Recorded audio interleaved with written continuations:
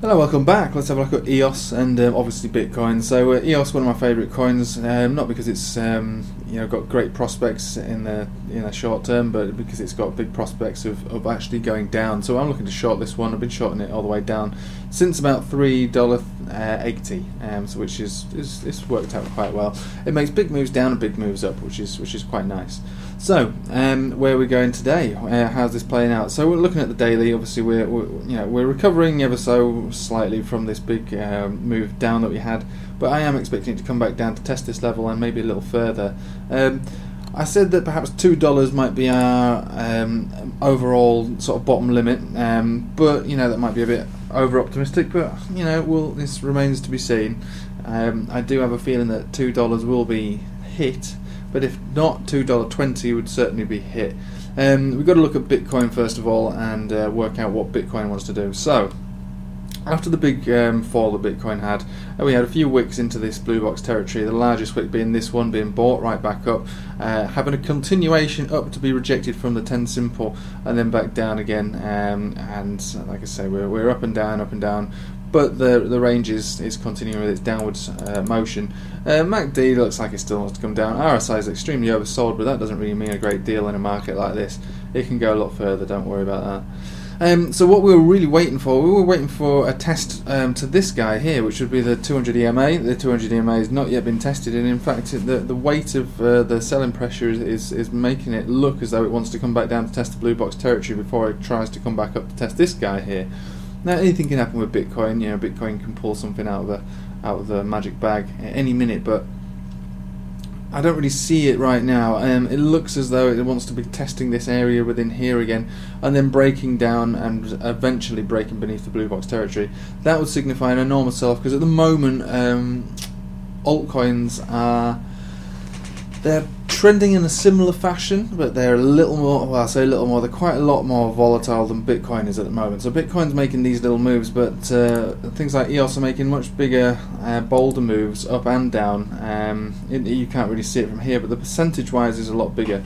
So I would suggest that to follow Bitcoin and wait for it to have its inevitable fall down into this area here, and perhaps maybe down to the bottom of this Bollinger Band, which is going to be $7,200. That's definitely a target for it to be bought back up. I believe there'll be a wick further down into here, testing for the first time, breaking the 7,000 into the 6,000s before it gets a significant buy back up, and we'll have to see if it can break back up above this blue box territory, which should at that point become a resistance level. But we'll have to see how that goes. Now, what does that mean for EOS? EOS looks like it wants to come back down for the day. It's been making some gains as a result of that huge candlestick. Let's measure that one out from top to bottom on a daily chart. That was, in one day, 33%. Unbelievable, massive fall. So if you were lucky enough to short that one, good for you. I did short it. I didn't catch the full 33, but I did short it and made a pretty nice profit on that one. And I've not been buying it back up or anything like that. I've been personally waiting for it to make a little bit more of a gain than this, same as I have with Bitcoin, because I'm more interested in shorting this market than I am with buying it back at the moment. I don't believe any of these coins have yet found their bottoms, so it's more profitable for me to find an area of significant height to short it down from, rather than trying to buy it back up at what might be considered a low but could easily fall down a bit further. So when we're looking at this, we've got a MACD looking like it wants to make a cross, but we're way beneath the 0 point. This is probably going to come back down again. Even though this is bullish divergence, it's not really anything to consider as that there's going to be a bullish move. We do have moves on the RSI, but it's like I say, it's not important to me. That doesn't look good. All we really need to look at is the way that this chart looks. We can work it out simply from what we're seeing here, which is the moving averages, which from top to bottom are highest time frame to lowest time frames, all laid out like a bit of a rainbow. It's a little messy. It's not exactly 100% clear, but it's showing me that basically it's bearish.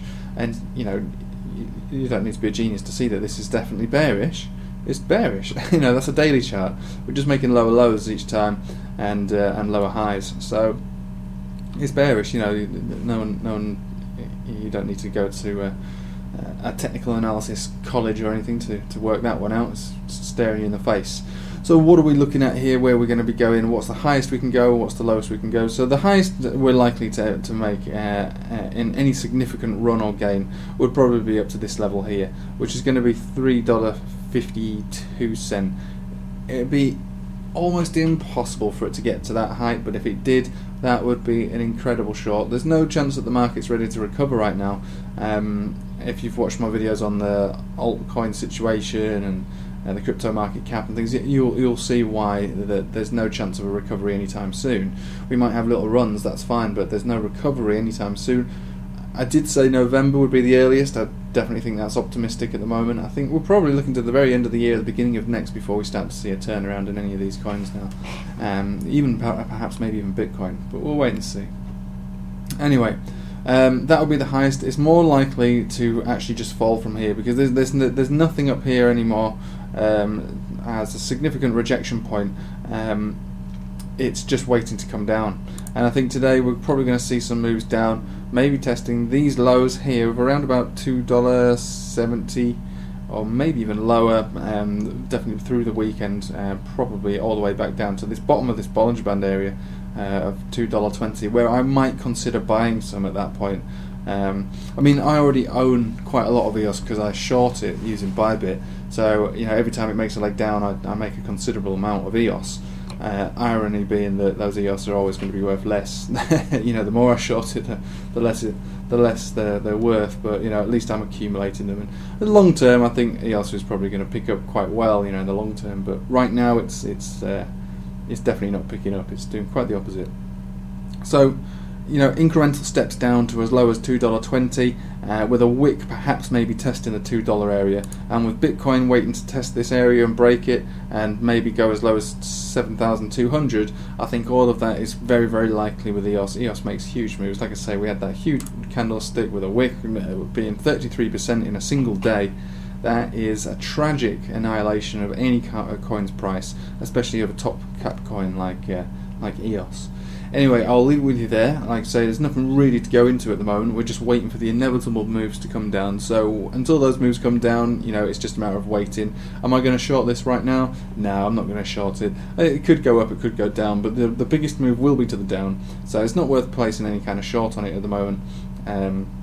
Even though, if you did a low leverage short as we speak right now, you're more than likely going to make some money as long as you have a significant margin to sustain temporary damage. But I'm not a financial advisor, this is not financial advice, and that wouldn't really be a good way to trade. But if you're a busy person like me, you can't sit at your computer all day, you could think about maybe doing something like that and closing it off to be safe, closing it off around these levels here, around about $2.60, and waiting for any sort of kind of bounce at that point to maybe pick some more up to short. But the long-term analysis, I would say, would be $2.20 down to around about $2 as an absolute bottom level. Anyway, I'll leave it with you there. Thanks for watching. I hope you have a nice day, and take it easy.